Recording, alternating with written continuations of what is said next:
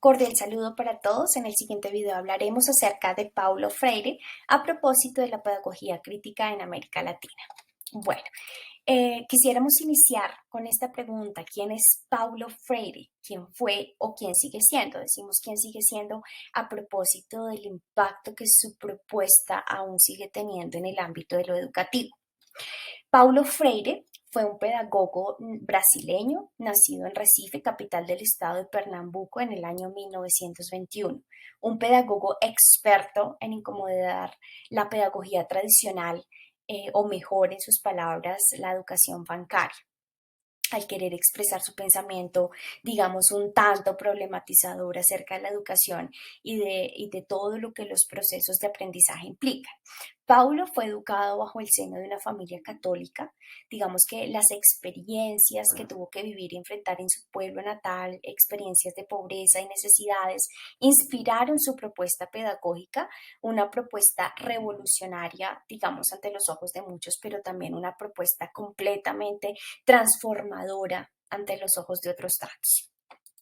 Bien, su propuesta, muy asertiva e innovadora para la época, podríamos decir, unifica diferentes campos a fin de comprender la realidad como un conjunto, como una totalidad, y de comprender la importancia de la práctica como agente, como elemento esencial para vincular la teoría y la práctica misma. Dada esta introducción, este panorama que acabamos de mencionar, a continuación y de forma reflexiva, quisiéramos responder las siguientes preguntas. En primer lugar, ¿cómo relaciona Paulo Freire educación, sociedad y política? Tres conceptos fundamentales. Segunda, ¿cuáles son sus pedagogías centrales? Y tercera, ¿cuáles han sido sus aportes a los desafíos relacionados con innovación y con formación ciudadana en nuestra práctica como educadoras? Digamos que también es una pregunta que consideramos todos los pedagogos debieran reflexionar en algún momento. Bien, para iniciar presentaremos a gran escala el contexto social y político que forjó el pensamiento y las propuestas pedagógicas de Freire, pues se trata, digamos, de un antecedente, de un precedente fundamental para su ideología. Bueno, las múltiples luchas sociales y políticas que tienen lugar a lo largo de la segunda mitad del siglo pasado provocaron el nacimiento, el desarrollo y establecimiento de diferentes movimientos sociales, movimientos que expresaban de manera constante su inconformidad hacia los principios ideológicos del sistema capitalista, un sistema que sin duda alguna estaba recobrando gran fuerza alrededor del mundo. Estaba, aunque aún sigue haciendo de las suyas, ¿no? Pero bueno, ¿cómo es que este sistema logra ser tan famoso y tan poderoso en casi cada rincón del universo en este momento? Pues bien, a través de espacios de enseñanza y aprendizaje. Digamos que la educación se convierte entonces en un medio, en un escenario, en un instrumento para mantener el control y, por supuesto, para asegurar la conservación de esta estructura económica. Digamos que frente a esta realidad y teniendo sobre la mesa este panorama, surgen diversas pedagogías críticas, ¿no? Surgen diversas pedagogías críticas en las que la educación debe entender los estudiantes a partir de sus visiones, de sus formas de ver, de sus formas de ser, de sus formas de pensar, de sus formas de estar y comportarse en el mundo, de sus contextos, de tal forma que la educación sea un lugar, un espacio de construcción, de transformaciones para el beneficio de las sociedades, de todas las sociedades, incluyendo las más vulnerables. Y es así, entonces, como Paulo Freire plantea que la escuela debe ser un espacio de construcción igualitario, una oportunidad de desarrollo, una oportunidad de crecimiento eh, para todos, ¿no? Y de crecimiento de quienes el sistema capitalista no favorece, un crecimiento de las personas, de los estudiantes, de las sociedades más vulnerables también. Bien, para Paulo Freire, la educación no tiene una dimensión política, sino que por el contrario, la educación se trata de un acto político en sí misma. En sus palabras, digamos, el educador es un actor político, el educador es un artista. La educación no puede, por ninguna razón, ser concebida como un proceso neutral, o de lo contrario el maestro sería, como lo llama Paulo Freire, un técnico frío. La educación se debe dirigir hacia la transformación de la sociedad a favor de las clases dominadas. La educación debe ser el camino político de su liberación. Y para lograr concebir la educación como medio de transformación, se hace necesario también transformar la sociedad de manera global. Pero para esto se requieren, por supuesto, pasos pequeños, ¿no? Lo que dice Paulo Freire son como reformas políticas que sustenten tal fin. Es decir, la educación, la política y la sociedad se han de convertir en una triada, ¿no? Que trabaja de manera mancomunada. No se puede divorciar la una de la otra de ninguna manera.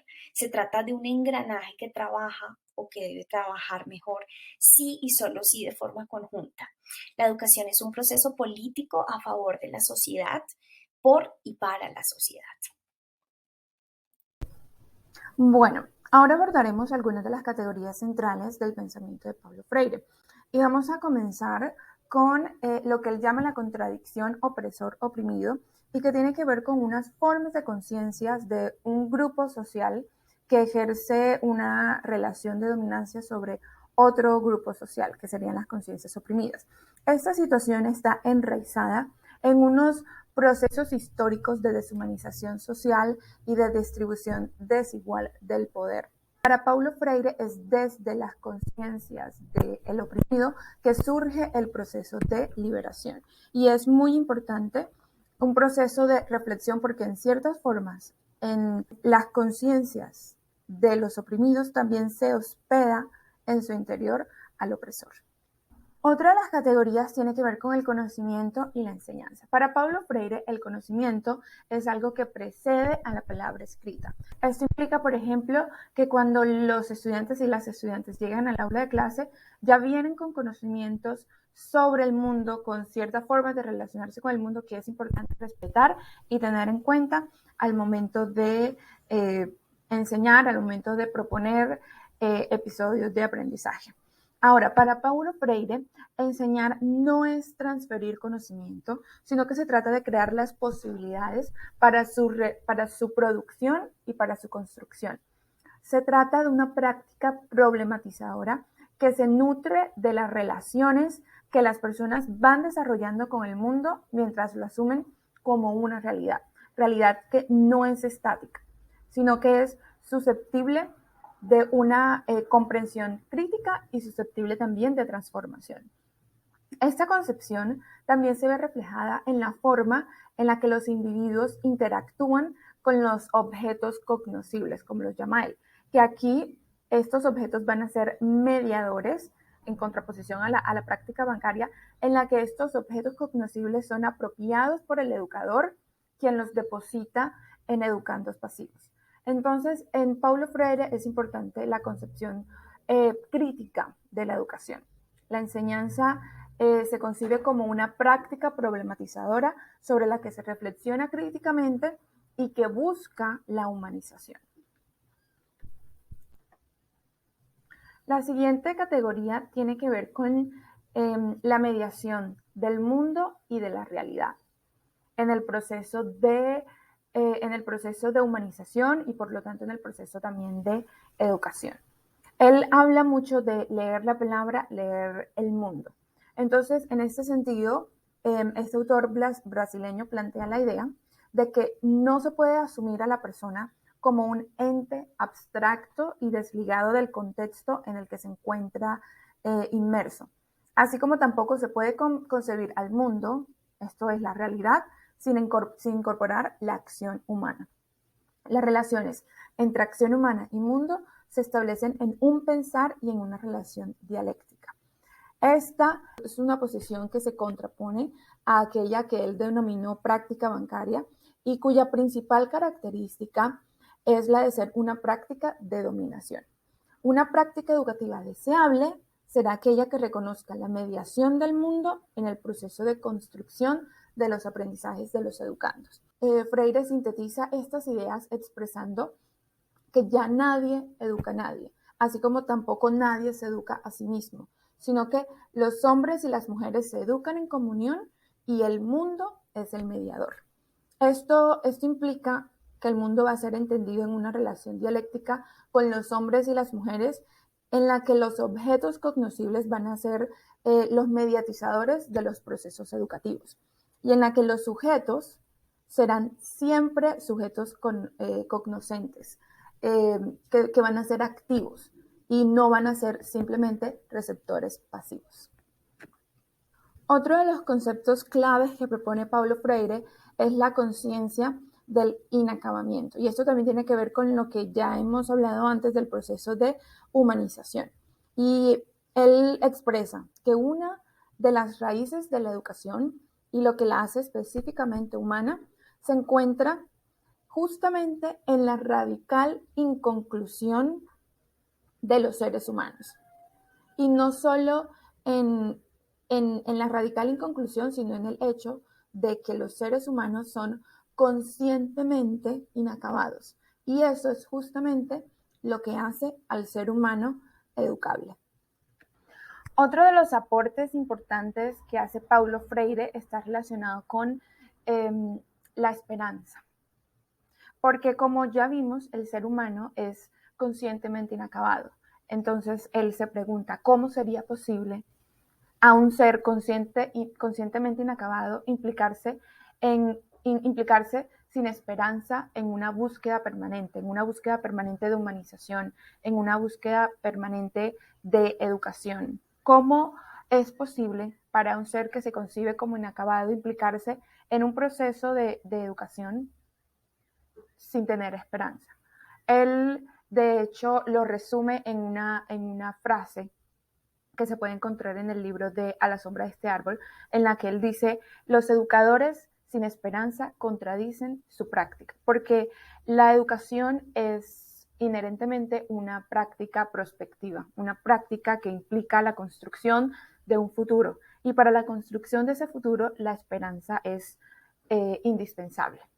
También se puede notar, por ejemplo, cuando él nos está hablando de la posibilidad de transformar la realidad, de transformar el mundo a pesar de los obstáculos que puedan presentarse a ese proceso de transformación. Él dice, yo reconozco la realidad y reconozco que hay obstáculos, reconocer que sí, hay obstáculos que se presentan, pero es imposible quedarse quieto, es imposible acomodarse en silencio y convertirse en el eco vacío o cínico del discurso dominante. Entonces es necesario como educadores tener esperanza, es indispensable. Ahora, habiendo ya abordado estas categorías que hemos resaltado del pensamiento de Paulo Freire, es importante también que destaquemos algunos de los aportes que podemos tomar de eso que nos propone Paulo Freire para pensar los desafíos que están relacionados con la innovación y con la formación ciudadana y que están presentes en nuestra práctica como educadoras. Entonces, entre pues esos aportes destacamos el pensar las innovaciones educativas teniendo presente la noción de lo inédito viable. Cuando él habla de inédito viable hace referencia a una cosa inédita, algo que todavía no es conocido y que no es vivido claramente, pero que ya es soñado. Esto está relacionado con el pensar utópicamente, con el soñar en la construcción del futuro a través de la transformación del presente. Y también tiene que ver con lo que ya se mencionaba antes sobre la esperanza. Otra de las nociones que podemos tener en cuenta está relacionada a la invitación que Paulo Freire realiza cuando propone la construcción del futuro a través de la transformación del presente. En este sentido, Paulo Freire habla de el mañana como algo que se puede problematizar. Y se puede problematizar en favor de la reinvención del mundo, en favor de la transformación del mundo. Y en este proceso de reinvención, la educación va a ser indispensable. Además, también considerar, por ejemplo, considerar la innovación como camino para la transformación social y para la superación de las barreras tanto personales como sociales que limitan. Entonces, para lograr eso es importante trascender lo que él llama el error epistemológico del bancarismo, trascender la educación como práctica bancaria y comenzar a asumirla como práctica problematizadora. Y eso definitivamente tiene que estar presente en los procesos de innovación, porque ese es justamente uno de sus elementos constitutivos. Ahora, por otra parte, nos dice Freire, enseñar también exige ética y estética. Freire indica que el dominio técnico es tan importante para el profesional, así como es la comprensión de la política para el ciudadano. No es posible la separación.